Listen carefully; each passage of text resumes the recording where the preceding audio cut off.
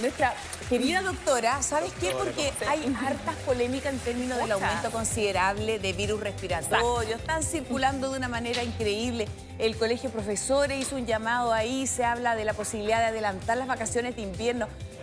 500 camas, al parecer, solamente disponibles a nivel nacional para los niños. Entonces, estamos viviendo una situación muy compleja en términos de enfermedades respiratorias. Efectivamente, hay más de un 90% de ocupación de las camas y, como decíamos la semana pasada, todavía no llegamos al pic, que esa es la peor parte. ¿Todavía no?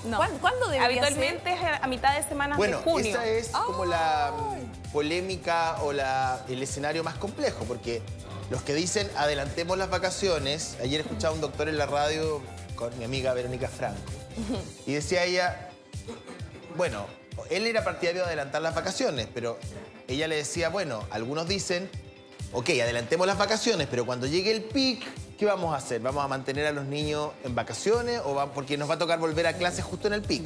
Y él decía una cosa que no sé qué opinará usted, doctora. Él decía, bueno, la pandemia nos dejó varias enseñanzas desde el punto de vista infeccioso. Sí. Por ejemplo, que hay cosas que se pueden hacer telemáticamente para evitar los contagios. ¿Por qué no pensar en un invierno telemático, por ejemplo? Es decir, que los niños se conectan desde su casa para no perder continuidad académica. Ya lo hicieron. No sé qué opina usted, doctora. Yo creo que es una, ¡Doctora! una alternativa como neutral, por decirlo así. No, porque lo ideal sería adelantarlas y ampliar las vacaciones para que efectivamente funcionara y no nos quedáramos con el... Extenderlas, exacto. Y esa es una opción, o sea, hacer la vía telemática es una opción. No es el ideal en el sentido del aprendizaje, porque sobre todo los niños que tienden a distraerse más, los más pequeñitos, o no tienen la posibilidad de estar en sus casas donde se pone conflictiva la situación, pero es una alternativa desde el punto de vista tanto sanitario la presencialidad como es muy importante, ya hemos aprendido que además es clave. Pero para adelantar las vacaciones. Es importante la presencialidad en el sentido de tanto como lo social, pero también para exponernos a los virus. Y acuérdense que también necesitamos tener respuesta inmunológica conociendo los virus. Entonces puede ser ahí un tanto parcial, pero yo creo que de marzo hasta ahora se han expuesto lo suficiente porque todos se han enfermado lo que no se han enfermado en años de pandemia. Tú que has viajado por el mundo, ¿en Europa lo hacen durante los meses de invierno? ¿Sí? ¿Así, de estar en sus casas? ¿Me lo pregunta o...? Sí, Es una pregunta. No, es una pregunta. Sí. Pero yo no sé, yo no vivo en Europa. Pero a lo mejor tienes la experiencia de saber cómo es... Yo creo que la pandemia, no sé, en Europa. países como Noruega, cambió las cosas. Yo creo que la pandemia ha cambiado muchas cosas y de alguna manera, digamos, el trabajo telemático y las clases telemáticas y las reuniones telemáticas, y la gente lo podrá reconocer en su casa, llegaron para quedarse. Ahora, la pregunta que uno se hace ¿es tan grave el escenario como para pensar, por ejemplo, en 3 meses de no presencialidad?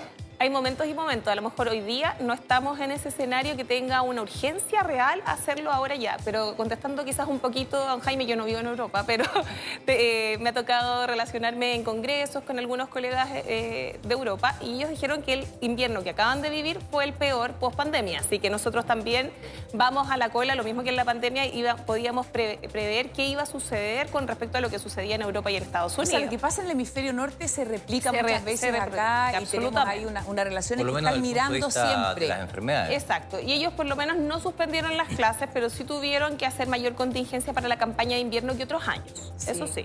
Oye, doctora, es preocupante el escenario que se está instalando ahí. Yo creo que todas las mamás que nos están viendo dicen, mira, tiene a lo mejor un poquito, moquito, o tos, o estuvo enfermo y no se le pasa. Y hartas mamás que nos escribían ayer nos decían, oye, siguen en la noche con mucha tos. Hay cosas que van a ser relativamente normales. Muchas veces me toca ver hasta en un mismo mes, varias veces al mismo paciente. Y la tos residual que hay post cualquier cuadro viral, obviamente tiene que ir a la baja, no en aumento, pero puede durar un mes. Entonces no están reconsultando hartas veces, sobre todo los niños que sí, sobre todo los niños, es una hiperreactividad de la vía respiratoria. Los niños que son más alérgicos, los asmáticos se quedan pegados, pero no tiene que ir en aumento ni mantenerse tal cual como partió. Bueno, decían debe ir a la baja. En la radio, decían, bueno, quienes no son partidarios de adelantar las clases, dicen primero que el pic se va a producir volviendo, o sea, si se adelantan las vacaciones, cuando vuelvan los niños a clases se va a producir un pic. Y lo segundo que decían era, bueno, además, los más afectados son los chiquititos que no van a clase.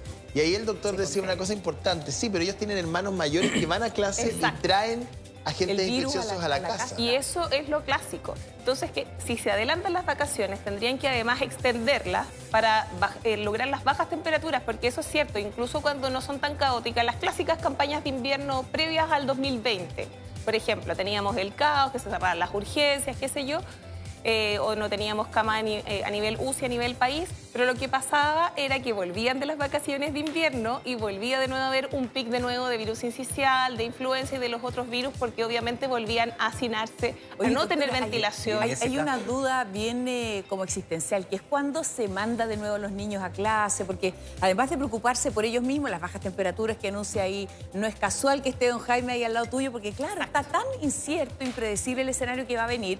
Entonces uno dice, ¿cuándo lo mando? Además, para proteger también al resto de la comunidad escolar, o sea, el resto de los estudiantes. En ese sentido, es bueno esas medidas que se tomaban durante la pandemia de los hermanos mayores que vienen a la casa, de lavarse las manos, los pies con amonio cuaternario en los pies. ¿Es válido? Amonio cuaternario, claro.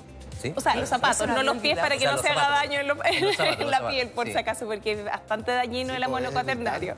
Entonces, ¿qué se puede hacer? Y que yo recomiendo, sobre todo cuando hay lactantes menores de 1 año o enfermos respiratorios crónicos o niños oncológicos, en que todos, no solo los niños, todos los que vengan de afuera, lleguen, se bañen, se cambien de ropa, para que de esta forma evitemos, porque acuérdense que las gotitas respiratorias vienen pegadas en la piel, en las manos, en la ropa. ¿Cuánto dura un virus en una superficie?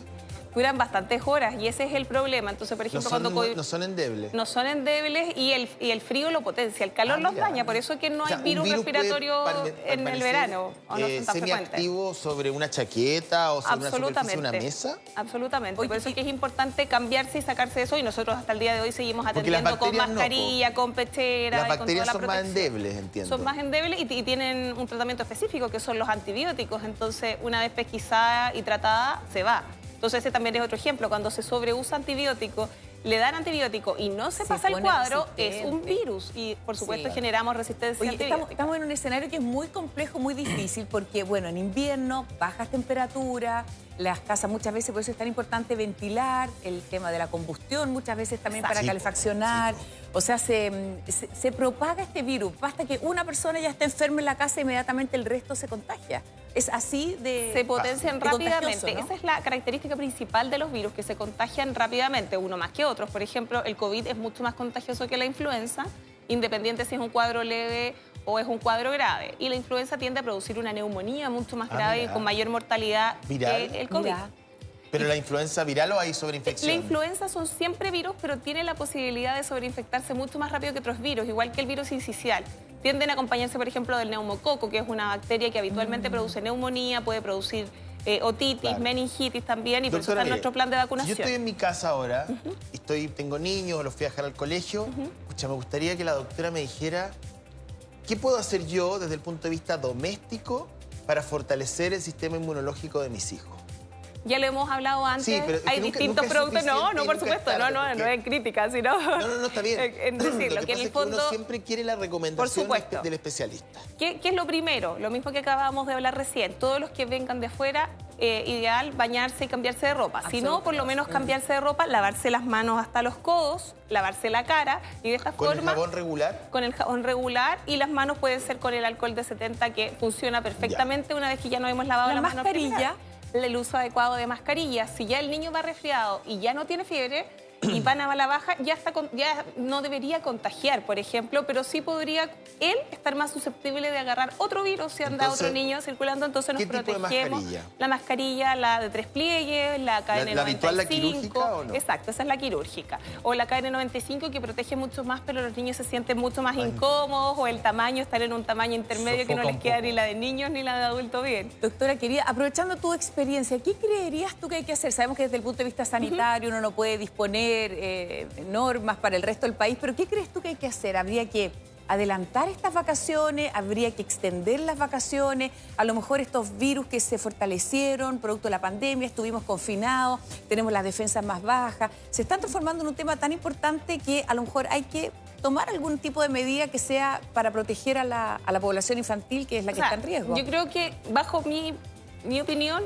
hay que decidirlo bien, ver efectivamente las cifras, porque yo creo que sí es una alternativa adelantar las vacaciones y extenderlas, pero teniendo claro cuándo va a terminar los fríos, que eso de repente es difícil de predecir, porque obviamente si no va a volver a haber un nuevo pic, o lanzarlos progresivamente. Por ejemplo, por camadas, por decirlo así. Primero vuelvan los más grandes, cuarto medio, que además también necesitan más urgencia, no sé, las últimas actividades pre-PSU, por ejemplo, y ir viendo cómo va respondiendo. Y obviamente teniendo estas medidas de precaución, porque si dejamos a los más chiquitos en la casa, eso es bueno, van a tenerlos igual. Y que muchas veces que se sugiere también incluso la entrada diferida en la mañana, que no entren todos a las 8 de la mañana. Ah, mira. Porque también tenemos... Porque eso genera menos flujo. Menos flujo, menos circulación. Por ejemplo, en el mismo furgón van menos niños hacinados, compartiendo, ya no están usando mascarillas, son muy pocos los que usan mascarilla. Estaba pensando que hay una variable que no es solo sanitaria, sino que también es social. Exacto. Está bien, yo entiendo que parece muy efectivo desde el punto de vista sanitario decir, ok, adelantemos las vacaciones, claro, nos confinamos a los niños, los protegemos, y está perfecto, porque se quiere evitar situaciones de cuadros graves y finalmente algunas muertes, porque hay que decirlo, hay muertes por enfermedades respiratorias, sobre todo en los chiquititos. Pero usted me está viendo en la casa y sabe que probablemente hay un aspecto que yo tengo razón. Te dicen, adelantemos las vacaciones. Hay papás, hay matrimonios que no tienen cuidadores necesariamente, o que no los tienen contratados permanentemente. Entonces, y los papás, los dos trabajan. Se transforma en un problema. Y niños más vulnerables que van a comer al colegio. Además, pues. entonces, yo entiendo que ahí no vamos a entrar porque no es en materia de este espacio. Claro. Estamos hablando de temas clínicos, pero hay una derivada social que uno no puede perder. No estamos hablando de que todos tenemos cuidadores o podemos pagarle a alguien para que se haga cargo. O sea, la mayoría de las familias en Chile o tienen que llamar a la abuela materna, o tienen que llamar al abuelo paterno, o tienen que buscar y pagar la red de apoyo. Es como la red de apoyo en Chile. Ahí es donde también hay muchas personas que han estado apoyando la idea del teletrabajo cuando las personas no tienen las condiciones necesarias para poder cuidar a los hijos. Ahí hay un punto. Y yo siempre lo he dicho desde la pandemia, que el hecho de que uno le pueda dar licencia a las mamás por enfermedad grave del hijo de menor de 1 año, el niño de 1 año un día se cuida solo. No. ¿Por qué no se da licencia para eso? Es que hay un tema, pero mire, y nos evitamos el tema de las licencias falsas, porque obviamente el papá o mamá tiene que ir a pedir una licencia no real para poder cuidar a sus hijos cuando podría darle al pediatra. En el fondo estamos hablando es un de baño real. de verdad. Exacto, a todos, ¿no es cierto? Darle una realidad, por supuesto, también a esas mamás que necesitan estar con los hijos. Y muchas de esas mamás que no están viendo, yo creo que son intrínsecamente doctora o pediatra y saben cuando un niño necesita efectivamente también acudir rápidamente a urgencia, cuando son muy chiquititos se hunde el pecho. ¿Qué otros síntomas son importantes para tener en vista a la hora también de ir a consultar en el Cuando consultar. Sí. En general, el menor de 3 meses con fiebre, siempre. Aunque sea un pic aislado. Como dices tú, cuando se hunden las costillas, cuando respira agitado, sin hundimiento de costillas, también es importante. Cuando rechaza el pecho. Fiebre, cuando rechaza el ¿Qué pecho rechazar materno. el pecho? Que no quiere tomar pecho. Habitualmente... que no quiere... perdón. Tú no decías el pecho. Claro. Ok, cuando no quiere alimentarse. Exacto. Claro. ¿Por qué? Porque muchas veces no quieren comer, pero el pecho materno siempre lo reciben. Una, porque es apego y se sienten... Todos los enfermos se acercan más a su madre, incluso cuando somos adultos. Claro. Y obviamente, porque obviamente es su hidratación, es su comida, y si ya lo rechazan, que es su forma más fácil de alimentarse porque están muy comprometidos ya de conciencia. Ese aparatito que estamos viendo ahí, es el saturómetro, que nos acostumbramos además a verlo durante la pandemia cuando estuvimos confinados, es súper importante también, porque a veces hay alguien que a lo mejor no se ve tan mal, pero está saturando. Sobre todo el niño crónico suele verse mejor porque ya tiene mecanismos compensatorios, no va a haber retracción o hundimiento costal, y la saturación puede marcar una cosa. Y ojo que también la saturación buena, sobre 94, pero si está con mucha taquicardia, que es la frecuencia cardíaca aumentada, o mucha... respirando muy rápido y muy agitado, también es dificultad respiratoria. O sea, no esperar solamente a que desature para poder llevarlo a la urgencia. Y obviamente cuando llevan también más de 3 días de fiebre elevada, sin otros síntomas, también es urgente, porque ahí se requieren hacer exámenes para descartar neumonía oculta, meningitis y otros cuadros. El suministro de medicamentos para bajar la sintomatología, porque a veces, claro, yo no sé cuándo darle a un niño un paracetamol. Yo ni siquiera, no tengo niños, entonces me pongo nervioso. Así, El paracetamol es mucho más asequible en cualquier lugar y es menos dañino. Pero excepto que se consuman desde el día 1. Excepto que se consuman altas dosis. Pero, obviamente, como decía, el menor de 3 meses siempre debe consultar. Entonces, mejor nos dice, le damos un paracetamol y nos quedamos tranquilos. No, ese niño tiene un sistema inmune mucho más vulnerable, más lábil, y ese tiene que ir directamente al servicio de urgencia, independiente que le demos algo para bajar la fiebre o no. Doctora, sí. hemos visto que la combustión de parafina es dañina, los factores medioambientales son dañinos cuando hay mala calidad del aire, pero la lluvia ayuda a bajar la carga de virus en el Ese es como ambiente. dicho de abuelita y me encanta. Como ahora llovió y se van a ir todos los virus. Lo que pasa es que se limpia el ambiente. Obviamente tú nos puedes explicar mejor cómo funciona realmente. Baja la carga de estos metabolitos y de contaminantes que en realidad son los que generan más caldo de cultivo para estos virus. Se limpia el efectivamente aire. funciona. Es cierto que hace más frío también muchas veces post lluvia, pero se limpia absolutamente la calidad del aire y eso favorece que por lo menos los enfermos crónicos y los grupos vulnerables, los lactantes y los adultos mayores se enfermen. Porque polución y agentes infecciosos, contaminación y enfermedades respiratorias van como bien de son todo un círculo ¿Por vicioso. qué van de la como mano, feedback. doctora? Porque en el fondo cada uno por sí solo ya causa un daño a la salud.